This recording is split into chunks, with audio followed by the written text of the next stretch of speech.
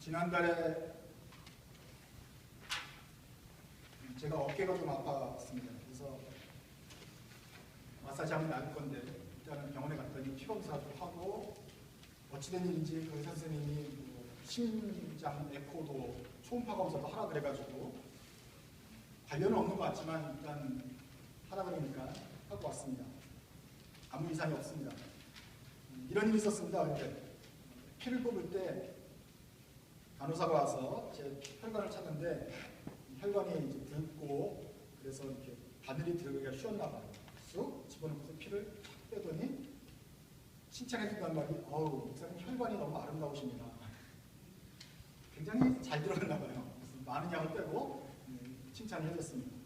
그 다음에 심전도 검사를 하는데 초음파로 제 심장을 찍는데 판막이 움직이는 것이 막 보일 정도로 있는데 제가 생각해도 뭐 이상이 없어 보이는데 그 의사 선생님이 하시는 말씀이 이 심장이 얼마나 멋있는지 사진빨이 참 잘 받는다. 벽에다가 병원 복도에다 걸어놔도 좋겠다. 포토제닉이다. 이렇게 말을 했습니다. 그래서 결론은 이것입니다. 여러분이 볼 때 제가 참 초라하고 그냥 그저 그렇게 보이죠? 하지만 전문가가 2명이 검증을 했습니다. 저는 혈관이 아름답고 심장이 포토제닉인 사람입니다. 오늘 본문의 16절에 속사람 이야기가 나옵니다. 한번 읽어볼까요? 맨 밑에 줄 문단의 2번째 줄입니다. 16절 찾으셨습니까? 그러므로 시작. 그러므로 우리는 낙심하지 않습니다.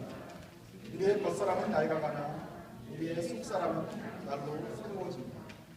여기서 속사람이 날로 새로워지고 속사람이 아름답다라는 말은 혈관이 붉고 건강하며 아름다워서 피를 비쉬우며 그 다음에 초음파를 찍었을 때 심장이 사진빨을 잘 받는다 하는 것하고는 아무 관련이 없을 것입니다.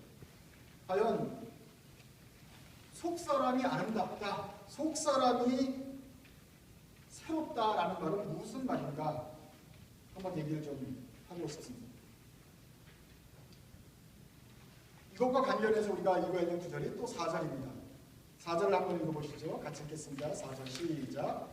그들의 경우도 두고 말하면 이 세상의 신이 믿지 않는 자들의 마음을 어둡게 하여서 하나님의 형상이신 그리스도의 영광을 선포하는 복음의 빛을 보지 못하게 하는 것입니다. 겉사람은 늙어가지만 속사람은 날로 새롭다. 속사람이 새롭지 않은 사람이 있는가? 속사람이 새롭지 않은 사람이 있다면 이 세상의 신이 믿지 않는 자들의 마음을 어둡게 하여서 마음이 어두워진 사람입니다. 그래서 하나님의 형상이신 그리스도 예수의 영광을 선포하는데 그 복음의 빛을 보지 못하는 사람이 속사람이 어두운 사람입니다. 우리는 이렇게 물어야 됩니다. 2015년을 마지막으로 지내는 마지막 주일에 나의 속사람은 과연 아름다운가? 나의 속사람은 새로운가? 나의 속사람은 빛에 있는가? 아니면 여전히 어두움에 거해 있는가? 다른 말로 여러분의 속사람이 하나님이 아들이신 예수 그리스도를 믿고 있습니까? 아니면 그와는 상관없는 사람으로 알고 있습니까? 여러분의 영혼은 여전히 어두운 가운데 있습니까? 아니면 빛으로 나와 있습니까? 이것을 물어야 됩니다.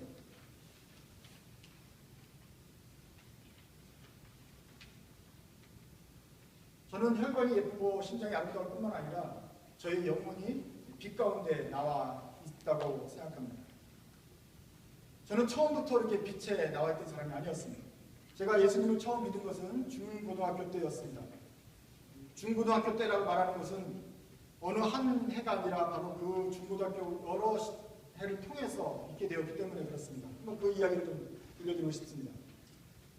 저희 부모님이 예수를 안 믿었습니다. 그렇기 때문에 저도 교회를 갈 기회가 없었습니다. 집에 성경책은 하나 있긴 있었는데 성경책과 불교 성경과 뭐 여러 가지가 같이 꽂혀 있었던 책꽂이가 있었습니다. 그런데도 하나님을 잘 알지 못하고 있다가 중학교 2학년 때 일입니다. 중학교 2학년 손 한번 들어보겠어요? 바로 그 시절의 이야기입니다. 저희 친구가 하루는 와가지고 예수님에 대해서 알려줬습니다. 범수야, 하나님이 너를 사랑하는데 인간이 죄를 졌습니다. 모든 인간이 다 죄를 졌기 때문에 이 죄 문제를 해결하고 예수를 믿고 하나님 자녀가 되어야 돼.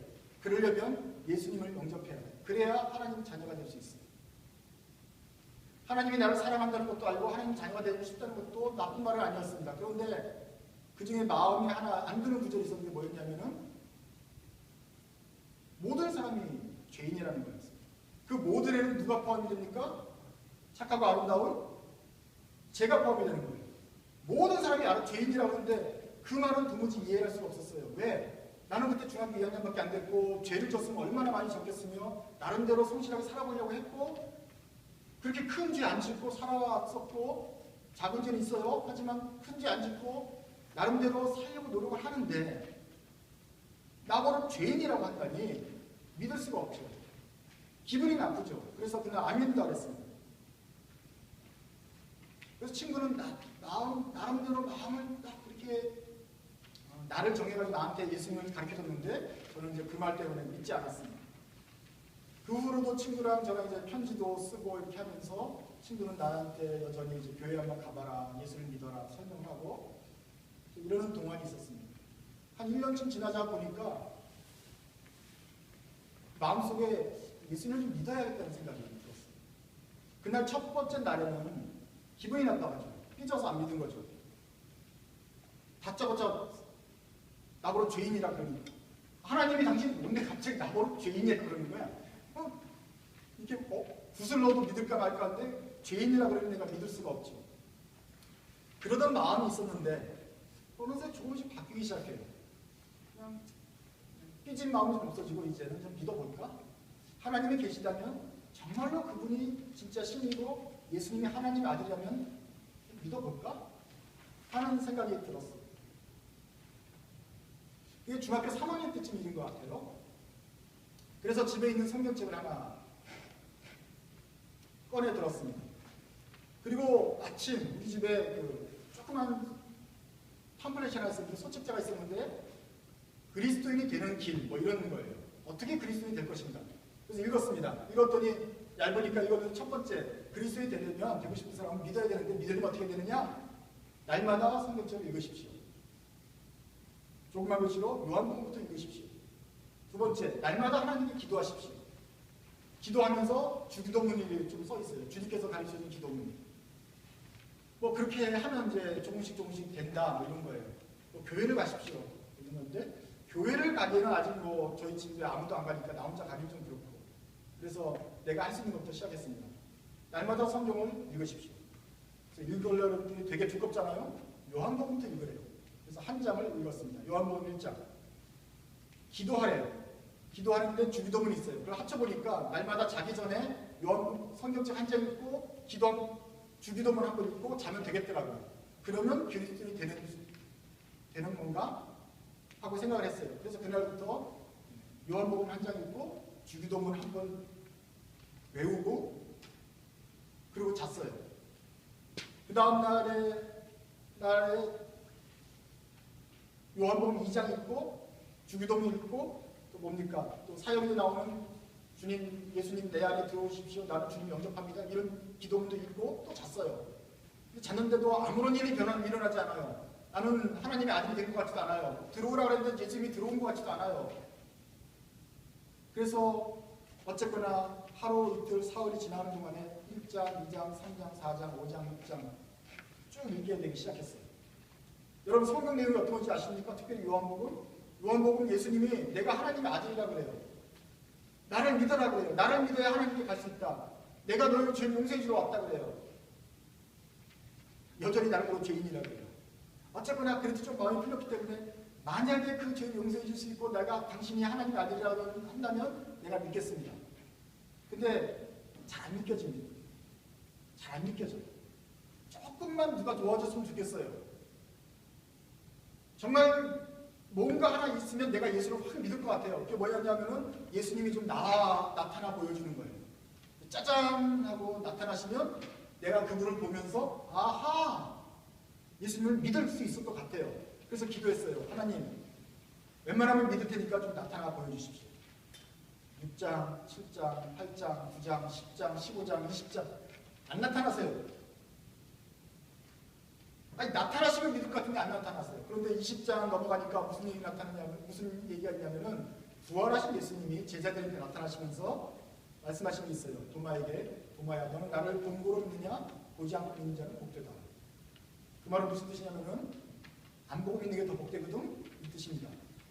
그 말은 무슨 뜻이냐면은 안 나타나겠다는 뜻이었습니다. 제가 듣기에는.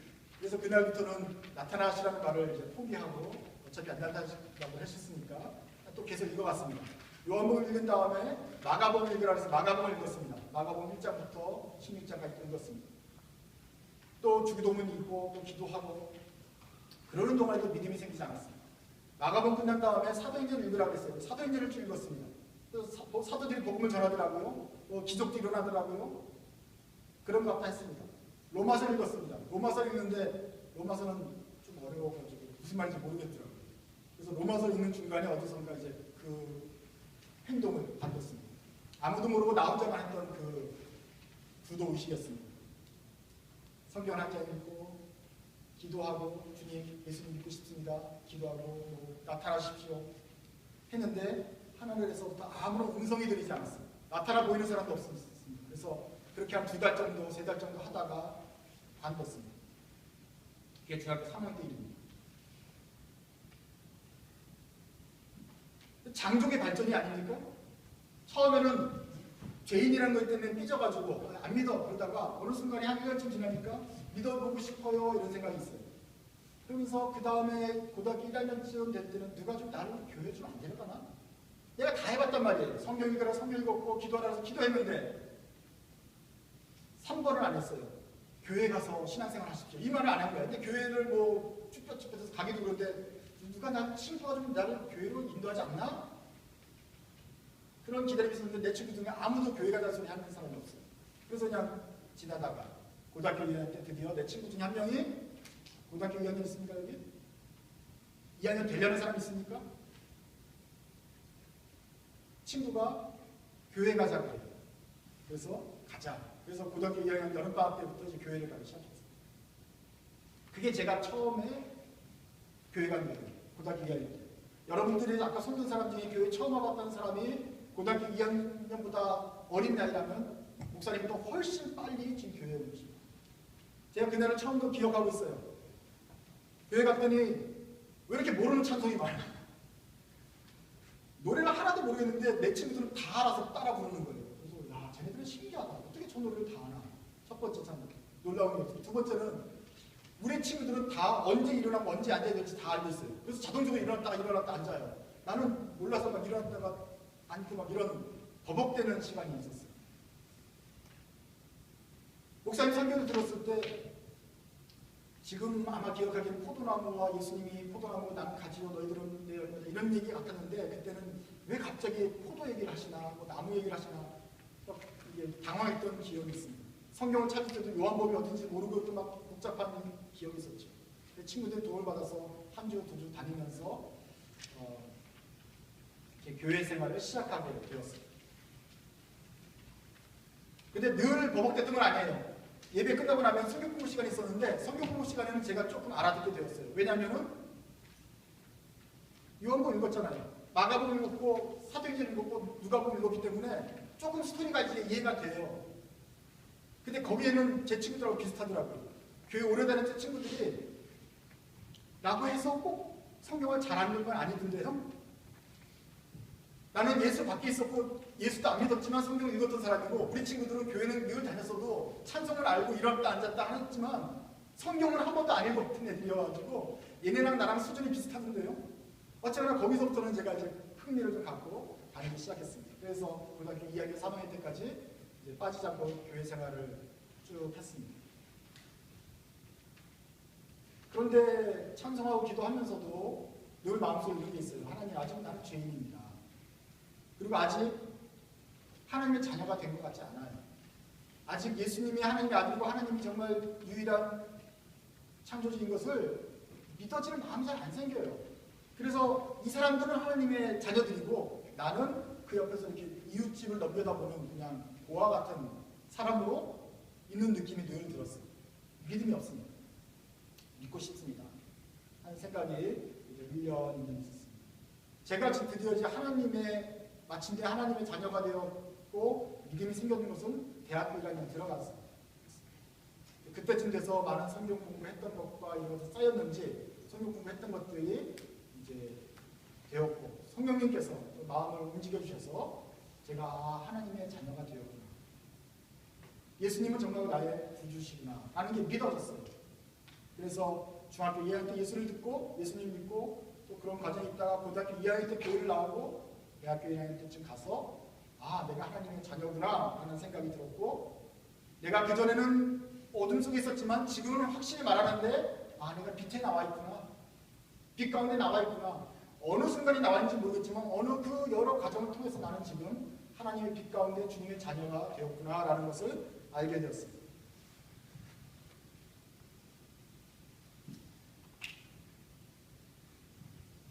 그러니까 지금 돌아보면 그 과정 속에 두 가지 차이가 납니다. 예전에는 네가 죄인이라는 말이 그렇게 듣기가 싫었고 그러나 어느 순간부터는 하나님 제가 죄인이 맞네요 라고 인정하게 되고 이 두 가지의 변화가 제게 있었습니다. 옛날에는 내가 죄인이라 그러면 내가 무슨 죄를 졌냐 내가 그렇게 큰 죄를 졌냐라고 따지던 사람이 어느 순간인가 진짜 내 인생에 내가 하나님 앞에서는 의롭지 않고 내 혼자 힘으로서는 어떻게 구원을 받을 자격도 없고 뿐만 아니라 이 죄된 세상에서 늘 허덕이며 살아가는 이 인간이라는 자체가 너무 힘들다라는 것을 고백하게 된 것입니다. 이것을 해결하려고 한다면 사람이 혼자서 할 수 없고 누군가 하나님이 직접 오셔서 그 아들이 십자가를 나 대신 지고 형벌을 받으셔야 내가 드디어 하나님 자녀가 될 수 있구나 라는 것을 깨닫게 되는데 저는 한 5, 6년 걸린 것 같습니다. 어쨌거나 그때 바로 이 시점들이 어둠에서 빛으로 나오고 내가 죄인이라는 것을 깨닫고 하나님을 믿게 된 시점이 바로 진정으로 저희 속사람이 아름다워지고 새로워지는 그 시점입니다.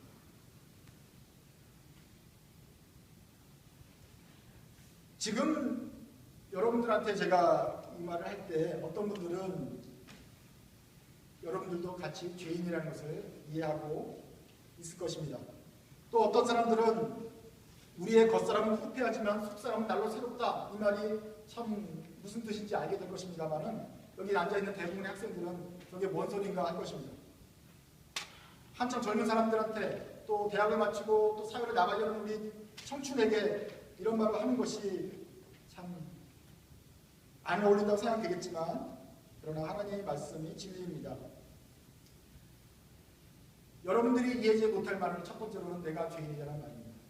아직 우리보다 죄를 덜 졌기 때문에 이 말을 선뜻 이해하지 못할 것입니다만 조금만 있어보시죠. 그러면 충분히 이해가 될 것입니다. 질그릇처럼 겉사람은 부서지지만 속사람이 사려워진다. 우리의 몸은 질그릇처럼 그냥 부서지고 싶고 천한 그릇이다라는 생각을 여러분들은 이해를 못할 것입니다. 왜냐하면 자고 나면 키가 크고 자고 나면 더 건강해지고 아는 것이 많아지고 새로운 경험을 하면서 여러분들이 더 커가는 단계이기 때문에 이 말을 이해를 못할 것입니다. 그러나 나머지 분들은 충분히 이해하시죠? 자고 나면 연약해지고 고쳐지고 갈아 껴야 되고 경험할 일이 많아지는 사람들은 이 말에 아멘으로 대답할 수 있습니다. 도대체 우리 몸이 질그릇 같다는 말이 무엇인지 전혀 이해를 못했지만 군대만 갔다 보십시오. 그러면 충분히 이해하게 될 것입니다. 그래서 우리는 이제 한 목소리로 고백합니다. 겉사람은 낡는다. 질그릇같이 낡고 부서지면서 볼 때마다 한심하며 거울 앞에 설 때마다 참 고칠 게 많아진다는 생각이 듭니다. 뿐만 아니라 우리 처지가 한심합니다. 질그릇처럼 요새는 유행하는 흙수저처럼 그렇게 참 대책이 없는 그런 상황입니다. 우리만 그렇습니까? 학생들도 마찬가지입니다. 인생이 쉬운 게 아니죠. 시험 공부할 때 좋습니까? 싫습니까? 시험 공부할 때 즐겁습니까? 지겹습니까? 시험 공부할 때 지겹습니다. 그런데 막상 시험을 보고 나면 성적을 받아들 때는 더 좋습니까? 그때마다 한심하고 비참해지고 절망적입니다. 이런 과정을 거쳐서 대학을 가는데 대학을 가면 좋겠지만 갔다 오신 분은 알겠지만 갔다고 해결되는 게 아닌 것을 아시죠? 대학을 나오면 좋겠지만 나왔다고 해결되는 게 아니라는 것도 우리는 알고 있습니다. 결혼을 하면 좋겠지만 결혼을 하면 또 문제가 생긴다는 것을 우리는 알고 있습니다. 결혼을 하면 이제 어른이 된다고 말을 하는데 어른이 되었다고 우리가 어른이 되는 것이 아니고 여전히 성인 나이가 이 속에 자리 잡아 있어서 늘 우리를 괴롭힌다는 것을 우리는 알고 있지 않습니까? 철들만 하면 어느새 늙어 있다고 말을 합니다. 그래서 우리 고백하는 것은 매일매일 우리가 발견하는 것은 우리가 질그릇이다. 우리가 죄인이다. 이 곤고한 몸에서 누가 나를 건져낼 것인가? 어떻게 해야 내가 여기서 새로움을 발견할 것인가? 이 지고 갈 것이 많은데 어떻게 이것을 다 지고 갈 것인가 하는 고민입니다. 그래서 결론이 이것입니다. 속사람이 아름답다는 말은 우리의 심장이나 혈관이 아름답다는 말이 아닙니다. 이 불쌍한 처지에서 조금이나마 나를 이해해주고 그 하나님이 나를 사랑하시는구나 하는 깨닫는 순간 속사람이 아름다워지는 것입니다. 뭐든지 잘하고 있던 그 교만함과 자신감을 내리고 내가 죄인이라는 것을 드디어 고백하게 될 때 여러분의 속사람이 아름다워지는 것입니다. 그렇게 될 때야 비로소 속사람이 날마다 새로워진다 하는 그 고백의 출발점에 서게 되는 것입니다. 속사람이 아름답다는 것은 핏줄이 아름답다는 뜻이 아니고 하나님의 영광을 아는 그 지식의 빛이 드디어 여러분의 영혼에 비친 것입니다. 그러면 그 영혼이 빛이 나면서 속사람이 아름다워지게 되는 것입니다. 속사람이 아름답다는 말은 그 질그릇이라는 것을 깨닫고 질그릇 속에 보석이 숨어 있다는 것을 발견하게 될 때 속사람이 아름다워지는 것입니다. 이런 사람은 질그릇이 깨어지고 질그릇이 핍박을 당해도 그 속에 있는 보석이 아름답기 때문에 그 보석이 빛나기 때문에 넘어지지 않고 낙심하지 않게 되는 것입니다. 그 안에 보물이 담았는데 그 보물이 얼마나 귀한 것인지 아는 사람은 자기의 속사람에 대해서 낙심하지 않고 그 보물 때문에 영원한 희망을 갖게 되는 것입니다. 그 마음의 눈이 밝아져서 하나님을 바라보게 되기 때문에 절망하지 않게 되는 것입니다. 속사람이 아름답다는 것은 매일매일 낡아가는 자기 자신의 외모를 보면서도 그럼에도 불구하고 나의 속에 있는 보물, 나의 속에 있는 영원한 하나님의 빛이 있다는 것을 생각하면서 날마다 새로워지는 사람입니다. 속사람이 아름답다는 뜻은 지금 받는 고난이 없다는 뜻이 아닙니다. 고난이 있음에도 불구하고 지금 내가 힘든 가운데 있지만 그러나 이 고난은 장차 받을 영광과 좋게 비교할 수 없다는 것을 알기 때문에 영원히 받을 그 높은 상급이 있다는 것과 영광이 있다는 것을 알기 때문에 그것 때문에 위로받고 소망을 가지는 사람입니다. 속사람이 아름답다는 것은 지금 보이는 것은 잠깐이지만 앞으로 우리를 위해서 영원한 것이 기다리고 있다는 것을 확신하고 안심하는 사람입니다. 속사람이 아름답다는 뜻은 예전에는 어둠 속에 있었지만 지금은 빛으로 나왔다. 예전에는 내가 어두움에서 세상에서 썩어질 것들과 순간적인 것들을 쫓아다니는 삶이었지만 지금은 그것은 다 낡아질 것을 알고 이제는 영원한 하늘나라의 것을 찾는다는 사람입니다. 그래서 속사람이 아름답다는 말은 결론적으로 어둠에서 빛으로 옮겼다는 말입니다. 속사람이 아름답다는 말은 순간이 아니라 이제부터 영원을 따라 살겠다는 말입니다. 그런 사람은 속사람이 아름답고 날로 새로운 것입니다.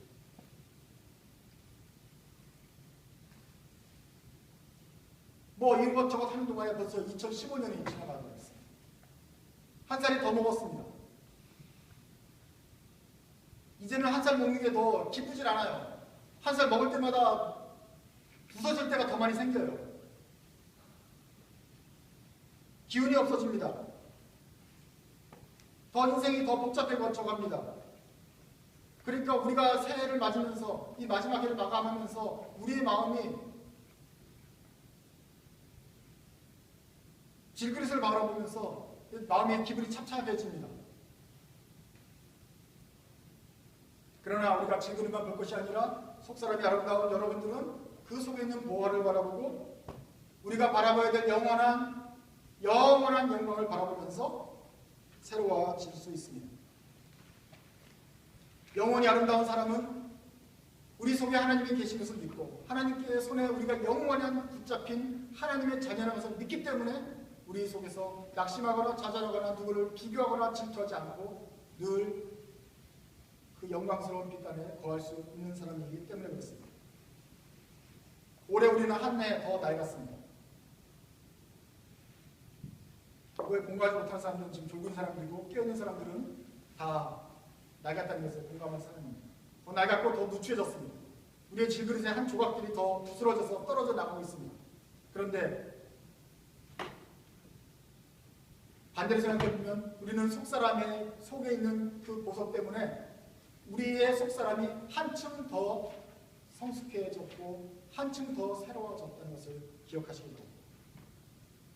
우리의 겉사람이 낡아지는 만큼 우리의 속사람이 더 영원한 하늘나라를 더 많이 바라보게 되었습니다. 하나님과의 관계 속에서 주님과의 간증 속에서 우리의 영혼이 더욱 새로워졌습니다. 주님과 나눌 더 이야기가 많아졌습니다. 이것은 주님 앞에서 우리가 점점 더 빛에 나아갔다는 증거입니다. 주님께서 비춰주신 그 복음의 빛이 2015년도 우리의 한 해만큼 우리 속에서 더 많이 밝아졌음을 우리가 알고 감사합니다.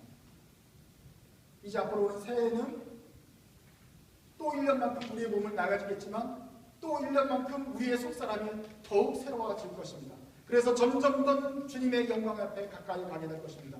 이것이 우리의 기쁨이 아니겠습니까? 아직 이 빛을 발견하지 못한 분들이 계십니다. 교회 처음 나오신 분들은 이 빛이 무엇인가 하겠죠. 하지만 여러분들의 속에도 주님의 영광을 아는 그 신령한 지식이 비춰지길 바랍니다. 교회 나왔던 분들 중에도 어쩌면 저와 같이 옛날에 교회 나오면서도 하나님의 자녀가 되지 못해서 고민했던 저와 같은 그런 고민을 가지고 있는 분이 있을 것입니다. 나는 아직 하나님의 자녀가 아닌데 아직 확실한 믿음이 없는데 어쩌면 그 과정 속에서 있는 분이 계실지도 모릅니다. 그러면 하나님의 말씀을 기억하십시오. 주님께서는 이렇게 말씀하셨습니다. 그 어둠 속에서 빛이 있으라. 그 혼돈과 흑암 가운데 빛이 있으라 말씀하시면서 세상을 밝게 창조하시는 그 창조주 하나님이 오늘날 우리 마음속에도 그 어둠에 빛이 있으라 말씀하시면서 우리 속에 새로운 보화를 창조하실 것입니다. 그 빛이 비춰지는 은혜가 여러분들에게 있기 바랍니다. 하나님의 영광을 아는 그 지식의 빛이 우리 마음속에 환히 비춰지기 바랍니다. 그리고 이렇게 해서 하나님의 은혜가 점점 더 많은 사람들에게 퍼져서 감사하는 마음이 넘치고 하나님께 영광을 돌리는 2016년이 되기를 바랍니다. 우리 속에 있는 빛이 또 다른 사람들에게 펼쳐지는 그런 은혜들이 있기를 바랍니다. 같이 기도하겠습니다. 보이는 것은 잠깐이지만 보이지 않는 것은 영원하기 때문입니다. 영원하신 하나님 아버지, 우리에게 그 영광스러운 지식의 빛을 비춰주셔서 감사합니다.